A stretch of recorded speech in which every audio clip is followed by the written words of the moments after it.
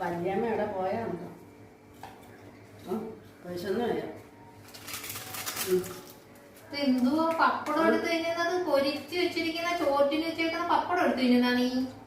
എനിക്ക് വിശക്കുമ്പോ വല്ലതും തിന്നണ്ടേ? നീ ജോലിയൊക്കെ ചെയ്യാൻ ഇങ്ങനെ വരുമ്പോ അന്ന് എടുത്ത് തിന്നാ മതിയാ? വീട്ടിലെ കാര്യങ്ങൾ ചെയ്യണ്ടേ? വിശക്കുമ്പോ എനിക്കാണ് ദേഷ്യമാണ്. ദേഷ്യം വരുമ്പോ പപ്പടം തിന്നുന്ന ദേഷ്യം അങ്ങ് പോകുമോ? ഏതെങ്കിലൊക്കെ തിന്ന് വയറ് നിറയ്ക്കണം. കൊള്ളാലെ പെണ്ണിന്റെ സ്വഭാവം. എന്താ ബിസ്ക്കറ്റ് പിന്നെ തിന്നാ ഇരിക്കട്ടോ. എപ്പോ നേരം നോക്കിയാലും തീറ്റി തീറ്റി തീറ്റി തീറ്റി. അതല്ലേ എന്റെ തടിയുടെ രഹസ്യം. കൊള്ളാൻ വേണോ? നീ ഇച്ചിരി നേരത്തെ നടയിൽ പോയി ചോറ് ഇന്നില്ലേ? ഞാൻ അന്നദാനം കഴിച്ചിട്ട് വന്നതാണ്. അവിടെ എനിക്ക് പപ്പടം കിട്ടിയില്ല.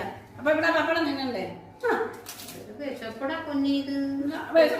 ഉണ്ടാ നോക്കണം പോയി ടെസ്റ്റ് ചെയ്യാൻ നാളെ എന്നോടൊന്ന് വരണേ. വരണേ.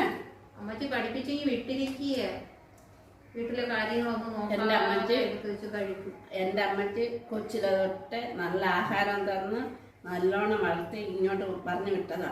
അപ്പൊ ഞങ്ങൾക്ക് നല്ല കഥയില്ല. അമ്മച്ചിമാര് പറയിപ്പിക്കാൻ വേണ്ടി ജനിച്ച മക്കള് പാവപ്പെട്ടവളുമാര് വളർത്തിയിട്ടിട്ട് പിന്നെ അവരെ പേര് ദോഷം പേരിപ്പിക്കാനായിട്ട് ഇരിക്കുന്ന മക്കളാ ഇപ്പൊ ഉള്ള മക്കളെല്ലാം. നിങ്ങൾ ഒരാള് മാത്രമേ ഉള്ളു തിന്നുന്നതെന്ന് കുറ്റം പറയുന്നതിനും കേരളത്തില്ല, തൂക്കത്തും ഇല്ല, ഭാരത്തും ഇല്ല. നേരം വെളുത്ത് പൗഡറും ഇട്ട് ഒരു ചുതാറും ഇട്ടെന്ന് പോയിട്ട് വന്ന് ഉള്ള പപ്പടം അത്രയും എടുത്തെന്ന് തിന്നും. എന്റെ അള്ള, ഞാൻ ഇപ്പോഴീ ജോലിയെല്ലാം ചെയ്തിട്ട് ഇങ്ങോട്ട് വന്ന് പോയി നടയിൽ പോയി അന്നദാനം കഴിച്ച് വന്നിരുന്ന് പപ്പടം അവിടെ കിട്ടാൻ അമ്മച്ചിയെ ഞാൻ വിളിക്കട്ടു. അമ്മച്ചെ വിളിച്ചാലേ അമ്മച്ചേരെ മോളെ എപ്പോഴും എന്റെ മോളെ എപ്പോഴും ഇതുപോലെ തിന്നോണ്ടേ ഇരിക്കുന്നു.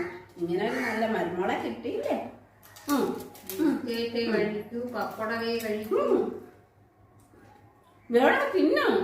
എനിക്ക് വേണ്ട. എനിക്ക് പ്രഷറും ഇതൊക്കെ ഉള്ള ഞാൻ എന്തിനു പപ്പടം തിന്നുന്നത്? അമ്മച്ചടുത്ത് വിളിച്ച് പറയല്ലേ? അമ്മച്ച പഴക്കോ പറഞ്ഞാൽ കേൾക്കാത്ത പെൺകൊച്ച്.